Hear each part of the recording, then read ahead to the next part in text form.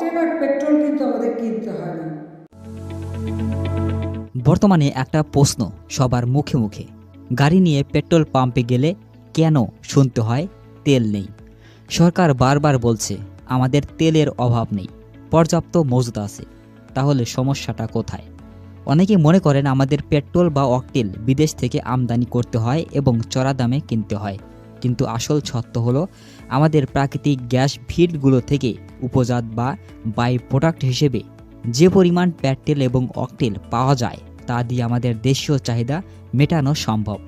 অর্থাৎ এই তেলের জন্য আমাদের বিদেশের দিকে তাকিয়ে থাকতে হয় না, আমাদের দেশের সম্পদ দিয়েই আমরা চলতে পারি।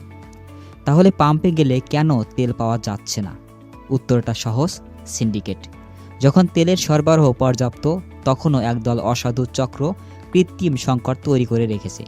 সরকার বলছে মজুত আছে, কিন্তু সেই তেল সাধারণ মানুষের কাছে পৌঁছাতে দেওয়া হচ্ছে না।